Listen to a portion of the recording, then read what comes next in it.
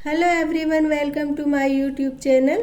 हाँ तो गाइस, जो भी मेरे वीडियो देखते हैं मुझे सब्सक्राइब करते हैं तो सभी को मैं हृदय से धन्यवाद कहती हूँ और सभी की मैं बहुत बहुत सारे आभारी भी हूँ।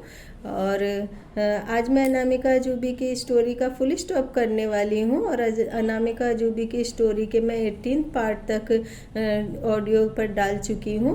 और मुझे इस बात की बहुत ज़्यादा निराशा है कि मैं कितनी मेहनत से स्टोरी बनाती हूँ, लिखती हूँ, फिर उसकी ऑडियो आप तक पहुँचाती हूँ, लेकिन ना मुझे बहुत ही कम लोग मेरे ऑडियो को सुनते हैं।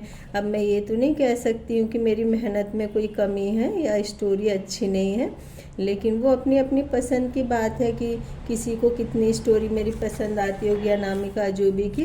तो मेरी कई फ्रेंड्स हैं ना, तो वो मेरे अनामिका जूबी की स्टोरी का ऑडियो सुनती हैं, तो मुझसे बोल रही थी कि अब तो आप अनामिका जूबी की स्टोरी का एंड करने वाली हो, तो तुम उसको हमसे मिलवाओ। तो मैं ये कहना चाहूँगी कि अनामिका अजूबी अब तो पता नहीं कहाँ पर है, लेकिन अनामिका अजूबी कॉलेज के समय में बहुत ही जागरूक और एक्टिव रहने वाली लड़की थी। और शहर में बड़े शोरूम की तरफ से जब भी साड़ी फैशन का आयोजन होता था तो कॉलेज में और लड़कियों के साथ में उसका भी भारतीय परंपरा के गौरव को दर्शाने के लिए सिलेक्शन होता था। और केस सज्जा कंपटीशन में भी प्रतिभागी छात्राएं उसको केस सज्जा के लिए सेलेक्ट करती थी। और वही मेहंदी कंपटीशन आयोजन में भी उसको उसके हाथों में मेहंदी का डिज़ाइन लगाने के लिए उसको सेलेक्ट किया जाता था।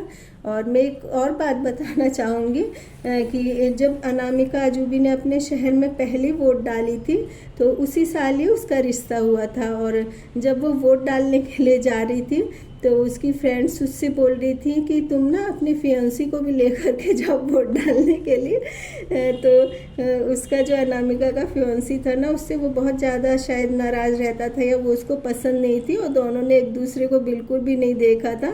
और शायद रिश्ता ना होता तो वो लोग एक दूसरे को पहचान भी नहीं सकते थे।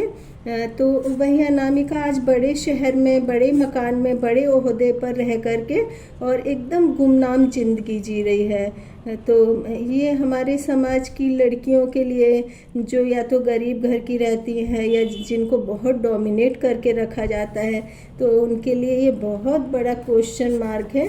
तो इस बात पर आप लोग ज़रूर से ध्यान दें।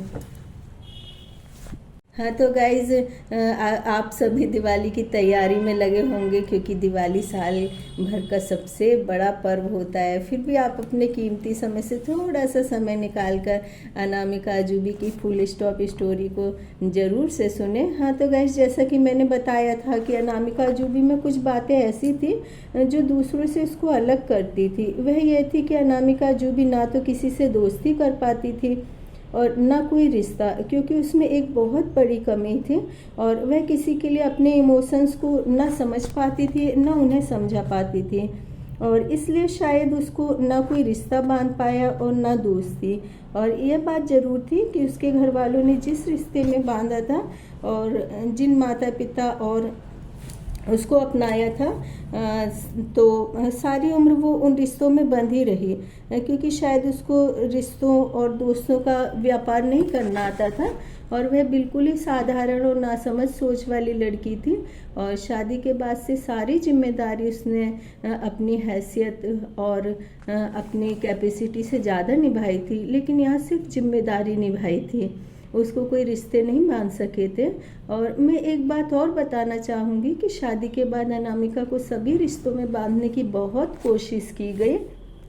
तो अनामिका की भावनाओं को भी तार तार किया गया और उससे ये भी कहा गया कि तुम यहाँ शादी होकर के आई हो तो तुम्हारा वजूद हम ही से है। लेकिन फिर भी इतने बड़े परिवार में अनामिका किसी भी रिश्ते में नहीं बन सकी थी। हाँ, वो बात अलग थी कि घर में जो अनामिका के ससुराल में हम उम्र बच्चे थे उनके साथ भाई बहन की तरह रहती थी और वो भी अनामिका को बहुत मानते थे और अनामिका को रिश्तों में बांधने के लिए कई बार उसके साथ बहुत क्रूएल्टी भी की जाती थी। और फिर भी अनामिका अपने वचन पर कायम रहती थी। और कई बार उसके घर पर भी फ़ोन किया जाता था कि जाओ आप अपनी बेटी को लेकर के चले जाओ। और ये तो बात सही कि जब इंसान मजबूर होता है, गरीब होता है और उसके पास कोई ठिकाना नहीं होता है, तो जिनके पास में आपकी बेटी रहती वो यही सोचेंगे कि वो तो यहाँ पर डोमिनेट होकर के रहेगी और हम कितना भी क्रुएल्टी उसके साथ दिखाएंगे तो उसे रहना तो हर हाल में यहाँ पर ही है। तो इसलिए मैंने अक्सर ही देखा है कि जो इस तरह के ससुराल वाले होते हैं लड़कियों की मजबूरी का फ़ायदा उठाते हैं। और मैं नहीं चाहूँगी कि जो भी मेरे इस ऑडियो को सुन रहे हैं, आपके घर में बेटी हैं या फिर आप शादीशुदा हैं तो आपकी पत्नी भी होंगी, तो आप इस तरह से कभी भी किसी रिश्ते का फ़ायदा न उठाएं।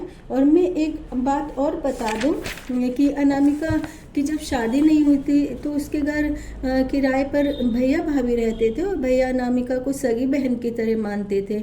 और अनामिका के घर पर रेंट पर आने के बाद भैया को बहुत सारे बड़े बड़े अचीवमेंट मिले थे और इसलिए अनामिका अजूबी को लकी चार्म मानते थे। लेकिन अनामिका की मम्मी से वो भैया ने एक बात बताई थी कि आंटी दीदी कभी ना रिश्ते में नहीं बन पाएंगी और किसी ने बांधने की कोशिश की तो हमेशा के लिए दूर हो जाएंगी।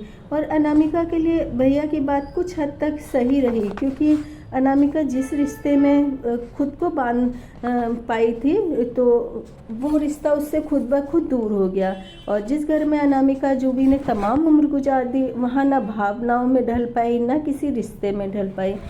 और अनामिका की बदकिस्मती यहीं पर नहीं रुक गई थी। अनामिका के हस्बैंड बेनाम गलियों में रिश्ता लगा बैठे थे और अनामिका को यहाँ ये सब कुछ धुंधला धुंधला ज़रूर नज़र आ रहा था, लेकिन वह इतनी जिम्मेदारियों में फंसी थी, घर की, बच्चों की और स्ट्रगल करने में, तो साफ साफ उसको कुछ भी नहीं दिखाई दे रहा था। क्योंकि शादी के बाद उसने काफ़ी सारी डिग्रियाँ ली थी तो वो स्टडी भी करती रहती थी, लेकिन फिर सारी सच्चाई खुद ब खुद उसके सामने आ गई। और यहाँ अनामिका अजूबी को अपनी गलती लगी थी, क्योंकि अनामिका अजूबी की बेरुखी शायद उसके घर वालों को बर्दाश्त नहीं हो पाई थी। और मैं बता दूं कि अनामिका अजूबी बहुत सुंदर थी और जिन गलियों में उसके पति खो गए थे वो देखने में एकदम उससे अपोजिट थी। और जहां अनामिका की शादी में गोत्र बिरादरी पर जोर दिया गया था और वो एकदम गैर बिरादरी की थी, लेकिन फिर भी अनामिका अपने खुद के लिए गए वचन से कभी अडिग नहीं रही और उसने अपने जो इमोशंस थे, फीलिंग थे, वो सिर्फ अपने पास ही रखे। क्योंकि मैंने पहले भी बताया था कि अनामिका बहुत ऑनेस्ट थी और अनामिका ने उस लेडी से फ़ोन पर बात करके उसको नसीहत भी दी कि उसके घर को स्पॉइल ना करे। और फिर जिस तरह से अनामिका ने उससे बात की थी तो वो लेडी अपने जो भी कुछ कर रही थी उस वादे से पीछे हट गई। लेकिन ना अमूमन ये देखा जाता है कि इस तरह के हालात में जो कोई ऐसी लेडी इस तरह के काम करती हैं, क्योंकि वो तो पैसों के लिए करती, ना तो उनका कोई इधर पे इमोशंस होता, ना दिमाग होता, ना रिश्ता होता है, तो इसलिए ये लोग बहुत ज़्यादा मजबूत होती हैं। इस तरह से किसी के घर को छोड़ती नहीं, लेकिन उसने छोड़ दिया था क्योंकि लेकिन फिर भी अनामिका जो अजूबी थी तो उसको सबसे ज़्यादा टेंशन अपने बच्चों के अधिकार की थी, क्योंकि जिन बच्चों के लिए सारी उम्र लड़ाई करी और जीरो से लेकर के एक तक के कई सारे जीरो का सफ़र तय किया, तो इस लड़ाई में कभी भी नहीं हार सकती थी। और अब अनामिका अजूबी ने बगावती तेवर आजमा लिए थे और उसके हस्बैंड ने भी हथियार डाल दिए थे। और अनामिका के हस्बैंड की एक ख्वाहिश थी कि जो कि तमाम उम्र में भी पूरी नहीं हो पाई, क्योंकि अनामिका के हस्बैंड बोलते थे अनामिका से तुम इतनी सुंदर हो, सिर्फ एक दिन के लिए मुझे अच्छे से तैयार होकर दिखाओ। और अनामिका के हस्बैंड की एक हसरत के लिए अनामिका के हस्बैंड ने काफ़ी सारे गिफ्ट दिए, काफ़ी सारी साड़ियाँ भी उसको दी, लेकिन अनामिका को खुद को भी इस बात का अफसोस रहेगा कि वह अपने पति की इस ख्वाहिश को पूरा नहीं कर सकी, क्योंकि अनामिका मन से बहुत ईमानदार थी और दुनिया की कोई भी कीमती से कीमती चीज़ उसको खरीद नहीं सकती थी। और अनामिका की ज़िंदगी में अब भी हर मोड़ पर कई सारे इम्तहान बाकी हैं। जीवन का काफ़ी लंबा सफ़र कांटों, तकलीफ़ों और दुख दर्द से भरा हुआ है। और मालूम नहीं अब अनामिका के जीवन की कब शाम हो जाए, लेकिन अब भी उसका आत्मबल मजबूत है। वो बहुत कुछ करना चाहती है, बच्चों और महिलाओं को अपने पथ पर अडिग रहने का संदेश देना चाहती है। हाँ तो गाइज़, आज अनामिका जूबी की कहानी का मैंने दी एंड कर दिया और मुझे एक कमेंट भी नहीं मिला। और इस कहानी की ऑडियो लाने का मेरा ये मकसद नहीं था कि मैं अनामिका के दुखों से अवगत कराऊं आपको। मेरा मकसद ये था कि हमारे देश की कई सारी पीड़ित अजूबी अनामिकाओं को अपने हक के लिए लड़ना, अपने वजूद को ना खोना, अपनी पहचान को ना खोना, खुद को एक आयरन लेडी के रूप में प्रेजेंट करना। क्योंकि हमको हमेशा यह मानकर चलना चाहिए कि मैं कमज़ोर नहीं हूँ, मैं किसी के सामने नहीं रोऊंगी, अपने हक की लड़ाई खुद लड़ूंगी। और इस हक की लड़ाई में भावनाओं, दिल की सोच को एकदम साइड में रख दूंगी। और जब तक मुझे जीत ना मिले, जब तक मैं संघर्ष करती रहूँगी।